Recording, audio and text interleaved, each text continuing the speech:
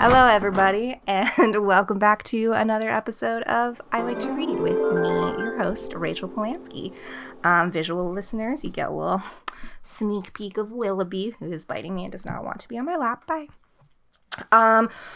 What's up? This is the first episode I am recording in 2021. Still feels weird to say that. I was about to say 2020. It's not 2020 anymore. I definitely don't believe in this whole like new year, new me bullshit. I mean, it's like, okay, February 1st started on last Friday, and it's like January 1st started last Friday, and I'm like, I don't feel any different. I did though pull out a nice top for you guys. I basically have just like been wearing graphic tees and sweatpants and biker shorts when it's warmer, or workout clothes if I go on like a hike or something. And this one I totally forgot I had. I think it's from Madewell. I got it a year or two ago, and I'm pulling it out just for you guys. I was maybe gonna do like a big oversized sweater that I was just wearing. Sorry, I have like a cat hair in my eye. I'm just gonna ruin the makeup that I also specifically put on for you guys. But yes, it's already covered a little bit in cat fur. Technical difficulties, stand by. Hopefully that's better. But we have been reading. We have been here. What's new? Like I said, first episode recorded of the new year, but there's already been an episode out that was recorded last weekend. We've just been taking it easy. I mean, Los Angeles is the epicenter of the coronavirus, so there's definitely no need or reason to go out and see anybody or do anything besides go to the grocery stores or socially distanced hikes or, something of that ilk. And been really into Cobra Kai lately, for a little TV media corner before we get started. If you're not familiar with Cobra Kai, it is the continuation of the story of the Karate Kid series, with Johnny and Danny. Johnny is William Zabka, or Billy Zabka, and he's such a total dreamboat. Like, I'm not usually into blondes. I've definitely always gone for the brunettes, but something about Johnny and Billy, even Billy, he's like in his 50s now, because so Cobra Kai is Johnny and Billy, or Danny, who's played by Ralph Macchio, the classic, who's also was like 22 in the filming of that movie and definitely looks like 16. And I know that that's what the directors wanted, but I just found that out because I just rewatched it with Jason, who had never seen it. And I was like, he does look very young. And then I read the trivia and I was like, he was 22, because he does not look 22, but it's, a rare shift from the 22-year-olds who look 22 and not 16. So I've been really into that. This third season just dropped Friday, and I somehow managed to watch season 1 and 2 in like 2 or 3 days over the course of the New Year. So I'm already on season 3. But they just like hit that tone so well. Like, it definitely has that sort of 80s nostalgia dad show with like Johnny and Danny all grown up. But they are like, grown adults with families and problems, and then their kids, they each kind of start their own karate studio, karate dojo for various reasons, and then how their kids become embroiled in that. And then so it's also kind of got that like teen show drama aspect to it, balanced with the more adult themes, balanced with the 80s kitchen nostalgia, but not in like a Stranger Things way, in a much more like tongue-in-cheek, we recognize that this is a fully ridiculous karate show, but we also keep like the problems and the relationships grounded in. I came to love the characters within like the minute a Poison song came on in the first episode. I was like, all right, I'm in. So I've been really enjoying that. I'm trying to like milk season 3. I'm already on episode 3 of season 3, and there's 10. Each episode is half hour. It's a half hour, so I'm trying to like make it last as long as possible, but with it's definitely been lighter on the TV buffet programming schedule. So I've obviously been reading. Today we're going to talk about not 5 but 6 books, which we'll get into in a second. But sometimes I just want to watch TV and never end and like live in the universe of Cobra Kai, and it really makes me regret like not having learned karate or done anything remotely freaking cool like that when I was younger. Not that it's too late, but I just feel like, it's not too late, but it's like to learn karate now is just like kind of the effort and everything. But like if I were a kid and it was like a grounded like after school activity and like got to know a group of people, oh well, who knows? Maybe my future children will do karate. Anyways, we're not here for karate. We are here for books. So the first book of the first episode we're recording in 2021, but not the first episode we're putting out in 2021. How's that for an acronym? My Willoughby is playing with a platypus toy to the side, which I didn't even know he had in here, and I love to spoil him and buy him cat toys because they're like usually between $3 and $5, which in my opinion is a very reasonable price for something that not only brings me joy and cuteness, and like Lord knows I don't need another plush, and Lord knows my cat doesn't need another plush, but I can kind of justify it because to see his little face as he's playing with them, and they're so cute, and they're going to be littered on my floor, so I might as well enjoy looking at them. So if you hear a rattling sound in the background, please excuse Willoughby and his platypus toy. So our first book that we're talking about is The Gracier by Kim Liggett. So this, I believe, came out in 2019. Yeah, it came out over a year ago, and this is one, again, as the library books are still flowing in, but definitely slower than they have been at other points in the podcast season. Also, we're on episode 26, which is freaking amazing. So, like, hi, if you've been listening for that long, or if you're new and you just kind of found it, welcome. Feel free to listen to the other episodes. Feel free not to, but there's all sorts of wild shenanigans in the archives of I Like to Read. So The Gracier came out like, I guess at this point, 2 years ago. No, like a little over a year ago. I had it on my Kindle, meant to read it, just never got around to it, and finally did, and boy, am I glad. This is technically, I guess it's a young adult novel, but it definitely feels very, like, gritty and adult. It's not, sometimes we can pigeonhole young adult novels. I'm not going to say too much on them, but they are slightly less literary, slightly more pedantic, still just as fun, and no shame because I read them as well, but I enjoy more mature, deeper, thought-provoking content, and also for it to be presented in that way, So we got The Gracier. So The Gracier, our main character, Tierney, so she lives in a dystopian, Handmaid's Tale-esque society that also kind of meets the Hunger Games and the Wilds. There's definitely a lot of that sort of like what happens with females when we remove them from society. And so this is what happens in The Gracier before women are to be spend the rest of their lives with their husbands. They are kind of shuffled off into the woods to live for a year in their own society known as The Gracier. And so Tierney is a very strong-willed young woman who doesn't even mean to end up in the Gracier and does. And so then through that, there's definitely a lot of witchcraft accusations. The whole point of The Gracier is that these women are always thought in society, they're thought to have magic. So The Gracier is meant to sort of like flush that magic out of them before they can be returned to society. And then throughout the novel, the question of whether or not that magic is real or just sort of the idea planted in society's minds to control young women is developed and explored in a fascinating way. There's also, of course, a love story.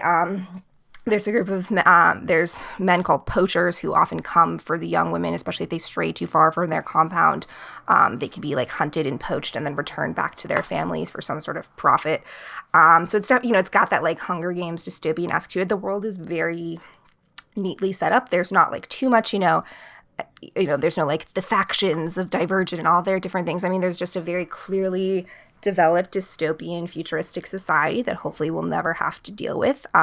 The rules are very clearly laid out. I won't get into all of it, but everything is just presented very nicely, where there may be some gray areas, and that's what Tierney likes to explore. And she's, our protagonist that we follow as we're trying to figure out, is the magic real or not? Tierney does fall in love with a poacher. I won't give too much away with that, but their love story was also like super, as realistic as a young adult-esque love story can be, and you're just like rooting for her the whole way. I don't know if there's a sequel on the rise. I mean, I do think this was kind of set up as a more standalone novel, but I wouldn't be disappointed as long as it wasn't like written purely to be milked. Like, hey, you wrote this really successful book, now you must write another one. I mean, I'm sure that's how a lot of it goes, but I just hope that we don't continue it just for the sake of continuing it. I hope that Kim Liggett has more of an idea of what's in store for these characters, and that, she wants to continue this journey, or maybe not. Maybe we're going to see more from her, but she's definitely, I think this is her debut novel. So she's established herself as one to watch. And, even if this story doesn't continue, I'm excited to see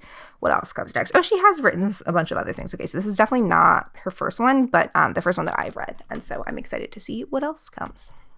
So next, I'm going to cheat because I have two books by the same author, but I read them one after another, and they go kind of together, so we're going to cheat. But we'll start with the one I read first, which is actually the more recent one, which is So Lucky by Dawn O'Porter. This is a British novel that I think I saw on just like I follow quite a few like British lifestyle vloggers and YouTubers who I've been watching for years and years, like since college. They feel like they're my best friends. And I'm pretty sure that one of them recommended this in a favorites or like an Instagram story, because this is originally a UK novel. It takes place in the UK. I'd say at least 20%, if not more, of what I read is like strictly UK fiction, whether it takes place in the UK or is written by a UK author and then like published in the US. Most of the time I don't even know that going in, and then I'll either see someone, called Mum, or I'll see, favorite or colour spelled with a U, and then I'm like, oh, or, there's certain places in England at this point that I recognize, even though I've been a couple times when I was younger.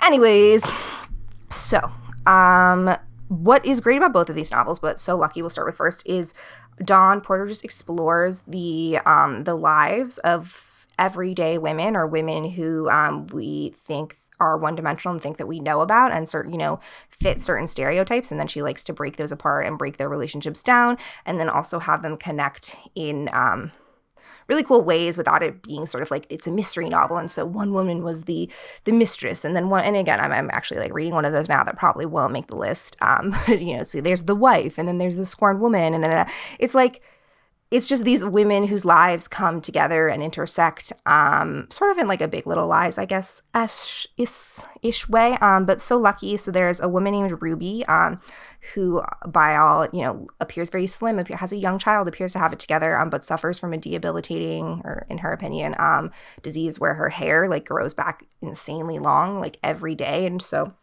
or every few days, and she's almost like a wolf woman. So the pain that she takes to cover herself up and her body up, and also how she interacts with her daughter and her ex-partner, and how she comes to terms with her body. There's also an Instagram girl influencer, her name's Lauren, and her wedding is sort of the catalyst that brings together Ruby and what's the girl's name, Beth, who is a wedding planner who's working on Lauren's wedding. So Lauren's story is told primarily through Instagram posts, but again, and that's sort of a more on the nose sort of, what you see isn't always what you get, and don't believe everything you see on social media, because of course Lauren's husband is cheating on her. That's no surprise. But whether or not the wedding actually happens, who knows? And how these women's lives all come together is great. And it's not like they all become best friends, or like suddenly, one murders the other's husband, everything's fine. But the way that they all kind of come to their own realizations of not everybody is perfect, and everybody has their own shit that they're dealing with. And just because they don't advertise that, and even if they do, it's like, just, you don't always know what's going on in the other person's mind or life. And they're all just fun, multi-layered women. We get to know their direct inner thoughts and lives, and they're very rich. As we'll talk about in the next novel, I feel like Dawn just has a really great way of creating these multi-dimensional women who I read. Again, I read so much that, especially when I was younger, I read a lot of like women's lit fiction, and I would be remiss to, but just because these are about women and written by women, I mean, it's everyday life, and women make up half of our lives, so we don't call it, men's fiction like Michael Conley books. Like, that's a whole other rant. But the other one by Dawn Porter is The Cows. So this is another one about three women and friendship and the different ways that their lives intersect. We have Stella, who is a young woman who is still reeling from the death of her twin sister who died from cancer. Stella has some very complex emotions surrounding that, with grief, as naturally one does, but especially with this sort of mirror image twin and her own identity versus the identity of her sister. So that gets into some messy stuff. She's one character. And then, let me find the other ones. Then we have Camilla, who is a blogger, but she is, yes, now I'm like trying to remember, this was a week ago, so, it's a little gotta wake up the old noggin. Camilla is a blogger, so it also, Dawn always, makes the novels contemporary, including either like a blogger or an Instagram influencer, to make that commentary, because it's happening in society and it feels appropriate and doesn't feel like it was put in just to make a point. I mean, it is, but it also just helps further enrich the plot and the lives of the other characters, and it all culminates very nicely. And it was also a fun way to get to know these women in a different sort of writing style or perspective. Almost like a little bit of a collage. So Camilla's story is mostly told through her blog posts, but she does not want to have children. She is very adamant about that, as sort of the anti-motherhood figure, right? And then she comes into Tara is our other character, and she is made famous because she is caught masturbating on a train after a drunken night with a man that she meets at a bar, and she's not that kind of woman. You know, she's a single mom, frazzled. Like, she's definitely not the kind of person who would normally be masturbating on a subway, or the tube. But sometimes you do what you got to do, and so the shaming and the fallout of that, and how that all intersects, and so the power of the media and how we perceive women. It's all in there in a plot that reads really nicely. It's, I mean, definitely more of like these both deal with heavier topics. I mean, they're not beach reads, but they're not sort of, you know, murders and graphic violence, and it's just sort of what women do to each other on an everyday basis, which is kind of violent in itself, but in a different way. And it's always fun, you know, to take a trip across the pond and see the little nuances of other cultures while still recognizing your own culture. So we're going to pivot from, like I said, not graphic violence, nothing dark, to a very dark, but very powerful. And I loved the next book is called If You Tell by Gregg Olsen. It is a true crime nonfiction book, but I was about to say it's a true crime novel because it really does read like a novel. What is fascinating about this book, so it's about the case of Shelley, what's her last name? Again, Shelley Notek, and the murders of Catherine and Raymond, and her young daughters, and the abuse that they suffered. So I really had no idea about this case. Shelley was an incredibly sadistic, complicated, violent young woman who had 3 daughters, and these 3 daughters are incredibly resilient, and the fact that they've survived, and it's a really heartbreaking but powerful and empowering story. So there's a lot to it. So Gregg Olsen has written both fiction and nonfiction crime novels or crime books before.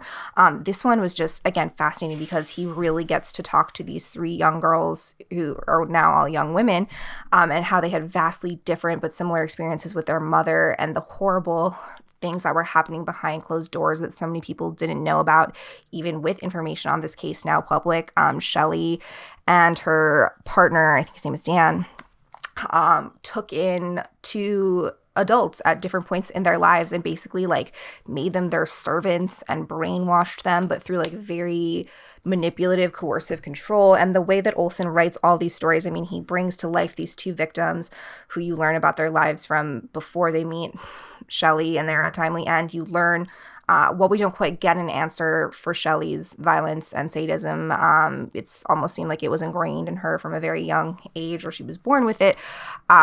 She becomes more of a person than just sort of a villain that you would read about in the timelines, while no way justifying or, allowing her to feel remorse for any of her actions. She very clearly knew what she was doing.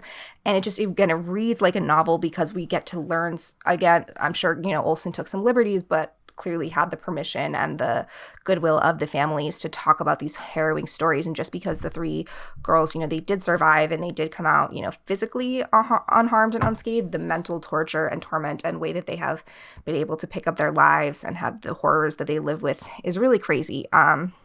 So it's dark, it's deep, it's not for the faint of heart, but for those who like true crime, for those who like just, a more, I keep saying dark, but, violent sort of true stories, but ultimately ones that have a somewhat happy ending and some matter of hope, while having a very cinematic feel without, in a way it's glorifying by telling their tale, but it's really glorifying the sisters, the 3 sisters. Their names are Nikki, Sammy, and Tori, and like their accomplishments and their power and like reclaiming their own story as opposed to it being Shelley's story. So I'm really excited to see what else he has. I know I've read some of his other works. I know he's going to keep writing, but fantastic true crime book. And we're going to shift again to a just different perspective. We got all kinds of things in this one. We have Hollow Kingdom by Kira Jane Buxton. Hollow Kingdom, again, is one of those back of my Kindle, bought a year or so ago. Hadn't really no idea what it was about, but I knew I bought it at some point, so I was into it at some point. And it's one of those that is told by the perspectives of animals. It's compared to sort of like The Secret Life of Pets meets an apocalypse. So our main character is Este, ST, which stands for shit turd. Shit turd is a domesticated crow.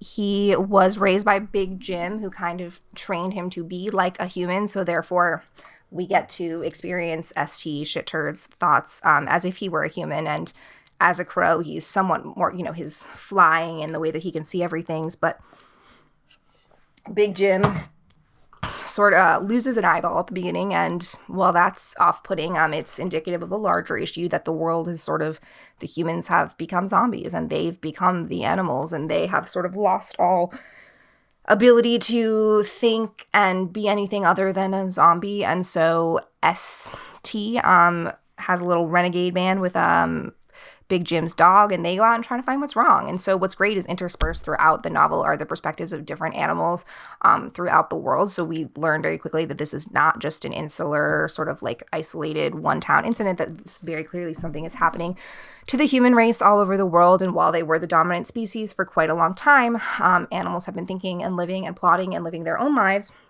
And this is their time to shine. And I don't know why I have such a hard time saying that. ST, the crow, is a great, really just like funny, realistic narrator. I mean, he's a crow who very much knows he's a crow and understands his limitations, but also is trained to think like a human. Naturally doesn't have a human body or the capabilities that humans have, but he's able to recognize so many things that the lower intelligence or sort of lesser, the more naive, less exposed, worldly exposed animals have.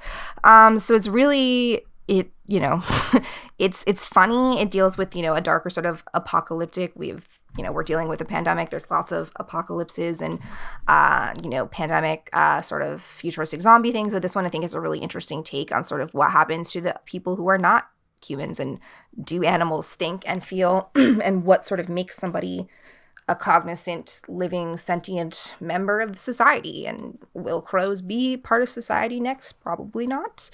But who knows? And so this was kind of like a fun, weird, different book than what I normally read. Wacky, but like very well written, cool story, cool characters, self-contained. Again, a world that knows all of its rules, presents to you what it wants and doesn't leave you really. It leaves you feeling satisfied. And that's a good book.